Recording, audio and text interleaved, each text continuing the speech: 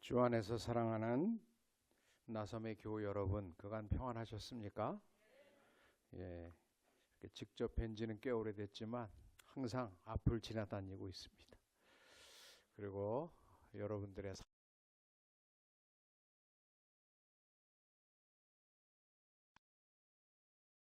빼고 우리 사역적으로는 참 존경하는 우리 동역자 우리 유해근 목사님과 또 함께한 우리 사모님과 모든 교우들의 그 헌신을 보면서 또 그 열매를 보면서 신학교를 섬기는 사람으로서 참 자랑스럽고 하나님의 살아계심과 꼭 우리가 노력한 대로 열매를 거두는 건 아니잖아요. 심는 대로 거두는 것은 진짜 축복입니다. 근데 뭐 심은 것은 훨씬 더 심었겠지만 그래도 이 정도의 열매를 우리 생전에 서로 보면서 감사하며 살아갈 수 있다는 것은 우리에게 큰 축복이라고 생각합니다. 저도 오늘 말씀을 전하러 이제 교회당에 딱 와보니까 굉장히 부담되는 인물들이 많이 계십니다. 우리 선배 목사님들, 동기 목사님, 뭐 후배 목사님, 다 우리 삶에 증인된 사람들이 다 앉아 있는데 참 말씀을 보통 때 같으면 굉장히 부담스러운 자리인데, 그런데 우리가 이 자리에 온 이유는 뭐 다 이런저런 이유로 왔지만 똑같아요. 주일날 예배드리기에 가장 적합한 교회는 어딜까? 우리가 진짜 하나님을 만나기 위해서 또 하나님께서 우리와 함께 하심에 그 열매를 맛볼 수 있는 것, 그래서 우리가 만만치 않은 현실이지만 오늘 2026년 헌신에 하시는 여러분들을 보고 제가 좀 속으로 좀 충격을 받았습니다. 내용을 보고는 더 충격을 받았어요. 저거를 헌신하다니, 그리고 다짐을 하시다니, 그것도 전 교우가 뭐 중직자들만 한 게 아니라 이렇게 전 교우가 헌신으로 예배를 시작하고 헌신의 서약을 하는 교회는 거의 없을 거예요. 이 정도로 할 수 있다는 것, 이것이 참 감사한 현실이라고 생각을 합니다. 그런데 여러분, 진짜 2026년 그렇게 사실 자신이 있으세요? 나섬의 교우 여러분, 사실 만만치 않아요. 오늘 뭐 경제 전망 이제 들으신다는데 제가 좀 그 전에 들어봤거든요. 무지하게 힘듭니다. 진짜 빈익빈 부익부, 진짜 능력 있는 사람, 뭐 그런 분들은 많아요, 적어요? 굉장히 적어요. 10%도 안 되거든요. 예? 뭐 많아야 10%예요. 그 10%는 전 세계적인 기회를 가지고 세계를 넘나들며 많은 부를 축적할 수도 있고 자기의 행복을 추구할 수 있지만, 나머지 90%는 진짜 만만치 않은 거예요, 여러분. 딱 그건 뭐를 생각하면 되냐면 이 프로야구나 프로축구를 생각하면 돼요. 여러분, 프로야구 선수 중에 이 세계화가 이렇게 세계적인 경쟁이 이루어지면서 기회를 가진 사람은 누구예요?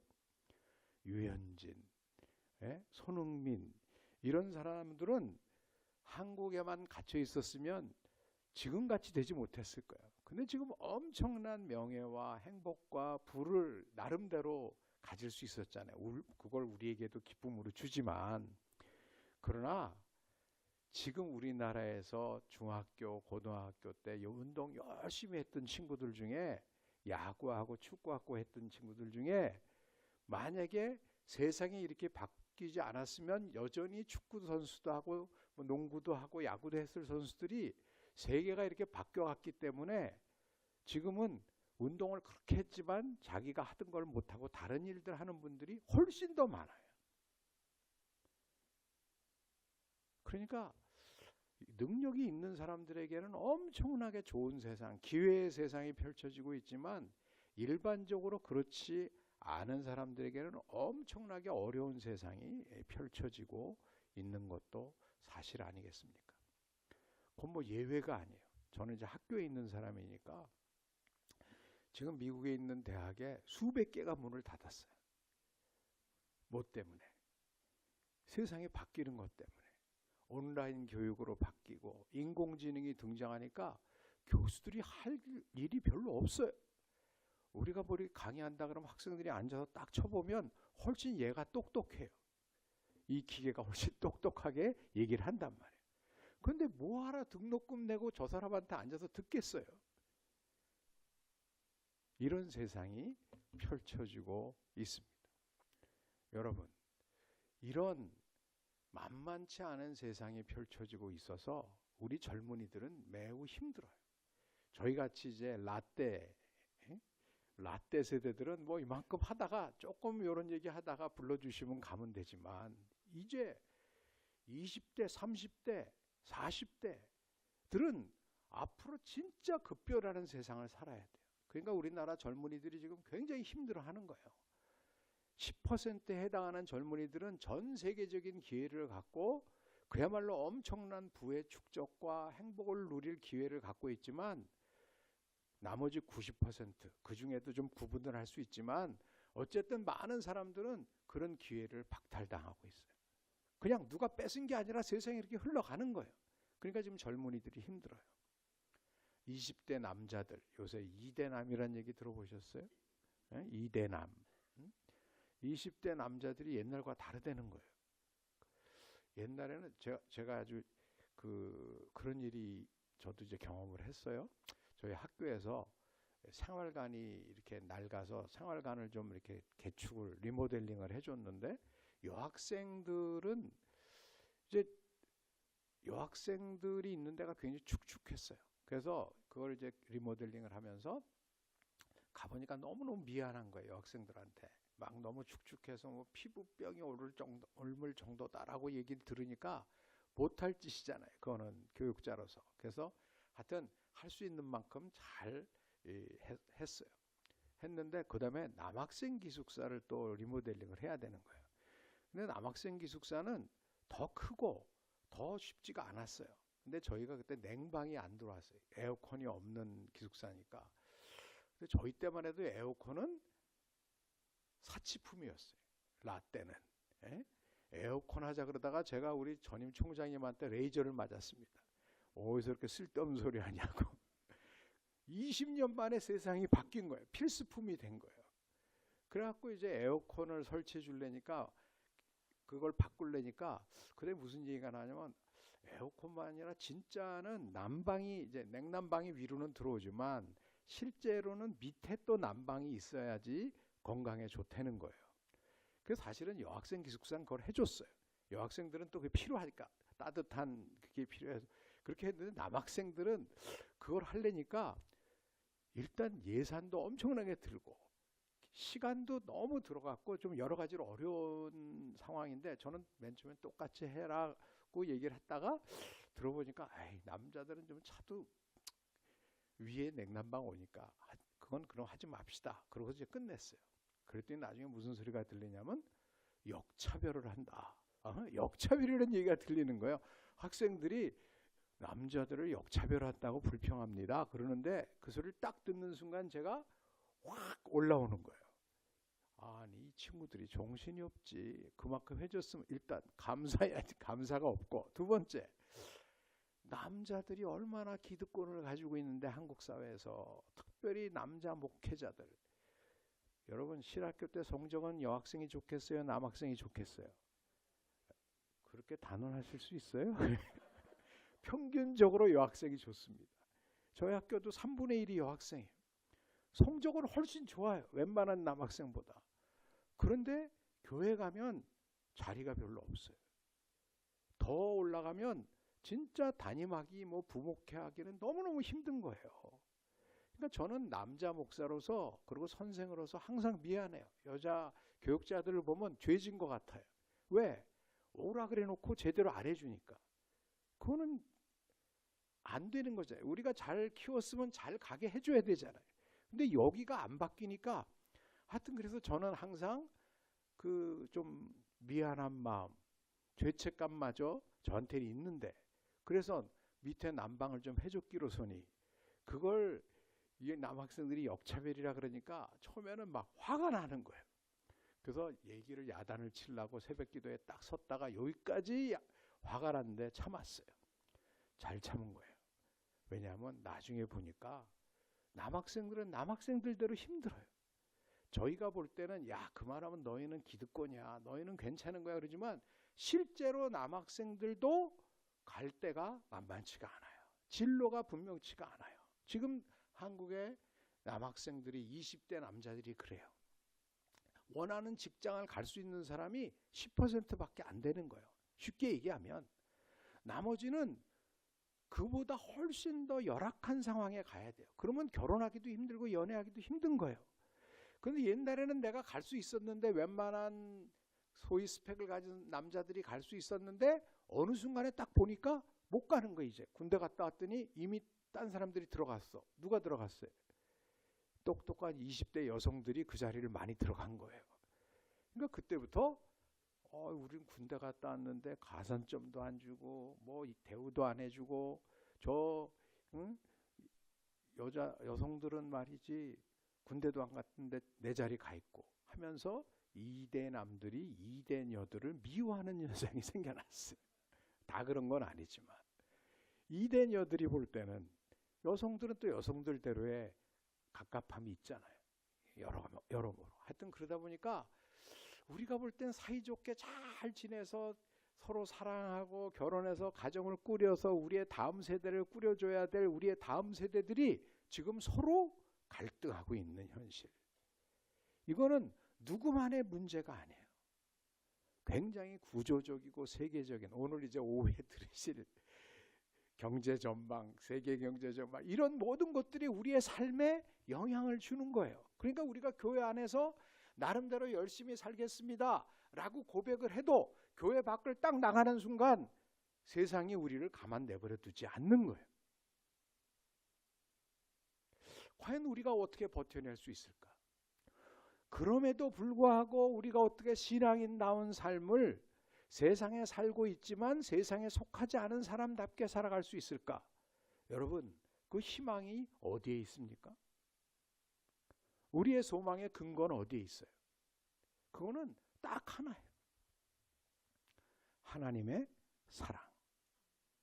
하나님의 사랑 때문에 전지전능하시고 무소부재하시고 절대적인 힘을 가지신 그런 지혜의 하나님이 우리와 함께 하시고 임마누엘 우리와 함께 하시고 그분이 우리를 사랑해 주신다는 그 사실, 그것을 믿는 믿음, 그 믿음이 있을 때, 그 사랑을 알고 믿음이 있을 때 우리에게는 뭐가 있습니까? 소망이 있는 거예요. 그래서 믿음, 소망, 사랑, 그 중에 제일은 먼저가 뭐다? 사랑이다. 하나님이 우리를 사랑해 주셨다는 것을 우리가 느끼게 되고 믿게 되면 그때 우리에게는 뭐가 생기냐? 그 사랑 때문에 믿음이 생기는 거예요. 믿음이 있으면 어떻게 되느냐? 눈에 보이는 현실은 매우 암담해요. 희망이 없어요. 야, 내가 이런 집에 태어나. 요새는 그런 얘기를 많이 하는 거예요. 세습 중산층 사회. 내가 아무리 노력해도 내가 어떤 집안에 태어났느냐에 따라서 나는 결정이 되는 것 같아. 그러니까 희망 없어. 라고 절망하는 이들이 많아요. 세상의 눈으로 볼 땐 그게 매우 통계적으로 타당성이 커요. 그런데 그걸 이겨낼 수 있는 힘, 눈에 보이는 것들만을 보는 게 아니라 눈에 보이지 못하는 세계, 그 실상을 볼 수 있는 힘은 어디서 옵니까? 믿음에서 오는 거예요. 믿음은 바라보는 것의 실상이고 보지 못하는 것의 실상이니까. 그래서 사랑이 우리의 유일한 희망. 하나님이 우리를 사랑해 주신다. 하나님이 세상을 이처럼 사랑하사. 이것이 우리에게 희망의 토대인 줄로 믿습니다. 저와 여러분들은 그래도 그 사랑을 맛봤기 때문에, 그 사랑을 경험했기 때문에 이 자리에 있습니다. 그래서 예배도 같이 드리는 거예요. 그럼에도 불구하고 세상 밖에 나가서 신앙인답게 살기는 쉽지가 않습니다. 왜 그럴까? 그것은 이와 같아요. 여러분, 첫사랑 해보셨어요? 응? 첫사랑 하니까 그냥 그 흐뭇한 미소가 떠오르시는 분들은 조심하셔야 돼요. 에, 제가 예전에 어느 섬기던 교회에서 이제 이런 예화를 들었어요. 왜냐면 60대 이상의 장년 성경 공부반에서 이제 여러분 첫사랑 기억하세요? 그랬더니 막 할머니들이 권사님들이 미소가 싹. 근데 여러분 첫사랑이 이루어집니까? 안 이루어집니까?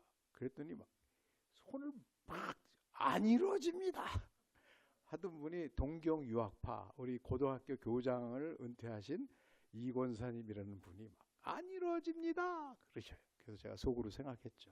아, 우리 이 권사님이 동경에서 뼈아픈 무슨 상처가 있으시구나. 그렇게 하고 딱 끝나고 집에 가는데 저희 집사람 얼굴이 안 좋더라고요. 그래서 저한테 뭐 다음부터 뭐 첫사랑 얘기 좀 하지 마세요 그러더라고요.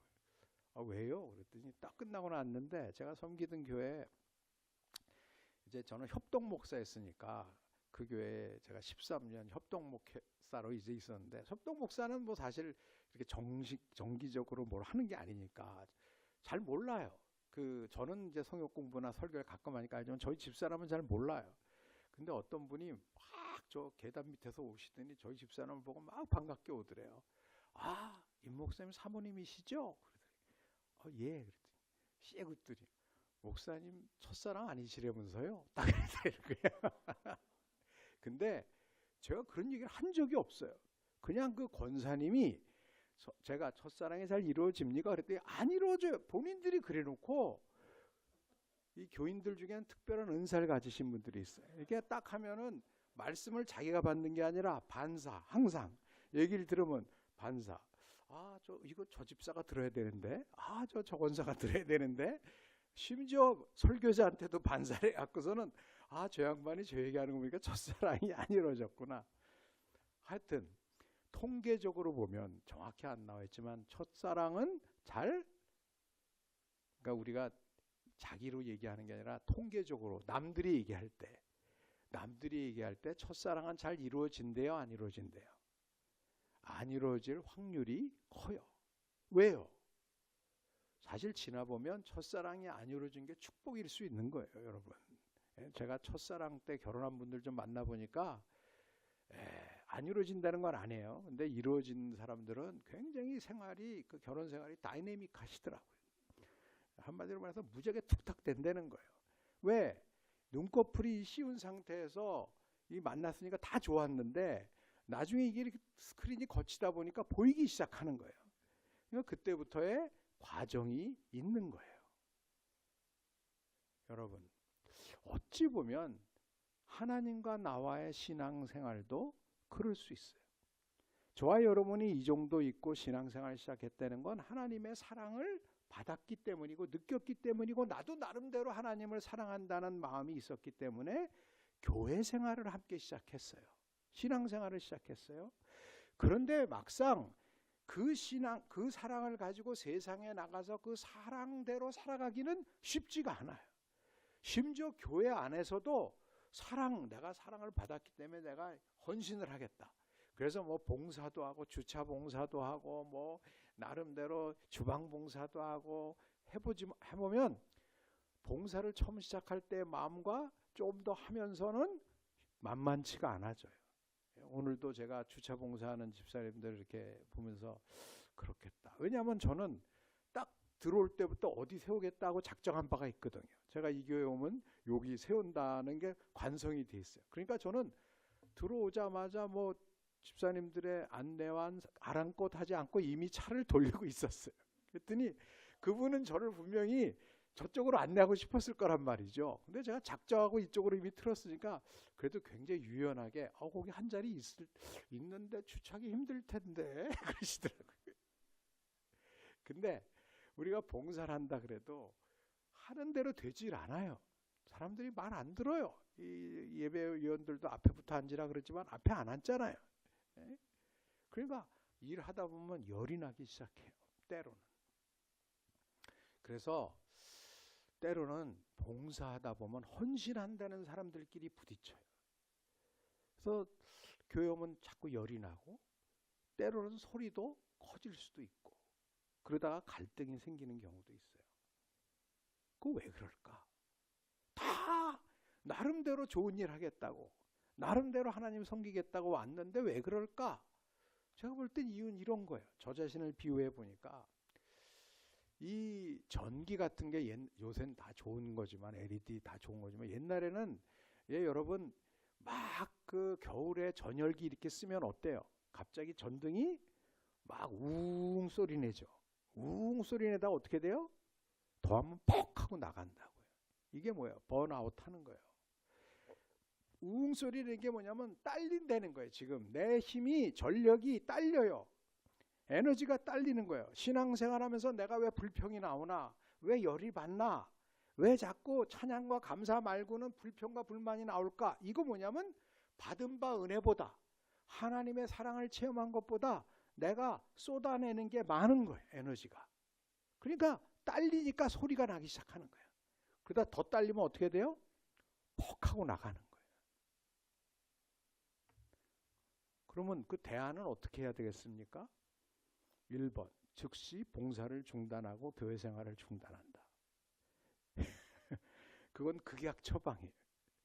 때로는 하던 봉사를 멈춰야 될 수도 있어요. 그렇지만 여러분 그건 극약 처방이고 진짜 처방은 뭐겠어요? 만약에 이게 딸려서 소리가 난다. 그러면 건물에 뭐 해야 돼요? 승합 공사를 해야 되잖아요. 용량을 넓혀야 되잖아요. 마찬가지로 하나님을 향한 사랑, 우리의 헌신이 진짜 하나님과 나와의 헌신이 사랑이 이웃의 사랑으로 구체화될 수 있으려면 또 그 사랑이 진짜 이웃을 향한 열매로 맺혀질 수 있다면 의의 열매가 풍성하게 맺혀지려면 어떻게 되느냐? 하나님과 나와의 사랑이 풍성해져야 되는 거 아니겠습니까? 그래서 사도 바울은 얘기합니다. 야, 너희의 받은 바 사랑을 풍성하게 해라. 내가 기도한다.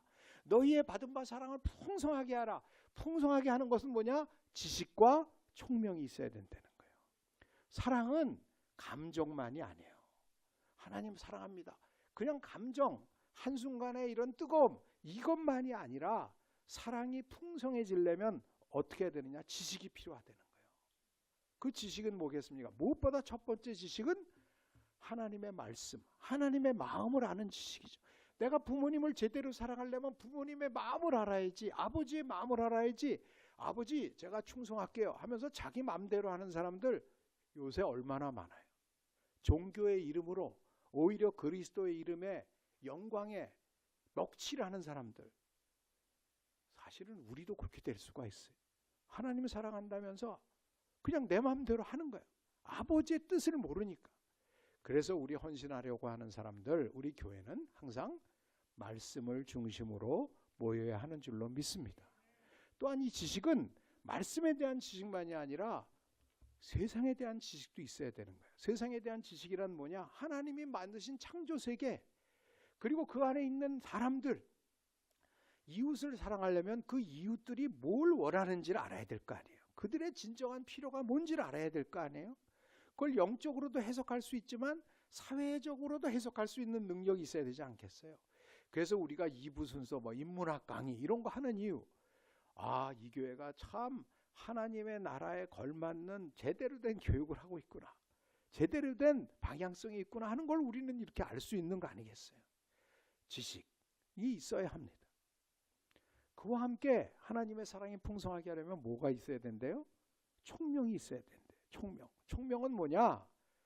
영적인 분별력입니다. 이땐 이런 말을 하고 저땐 저런 말을 하고, 이땐 이런 행동을 하고 저땐 저런 행동을 할 수 있는 영적인 분별력. 이 영적인 분별력은 어떻게 해야 얻어지겠어요?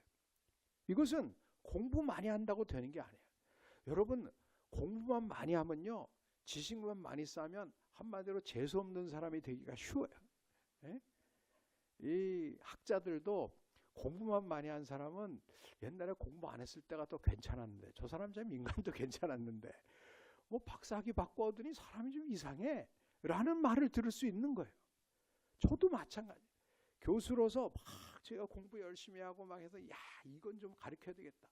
그리고 막 강의하면 학생들이 또 그러는 것 같아. 아 그래 당신 많이 압니다. 잘나셨어요 선생님. 이러고 많은 수가 있어요.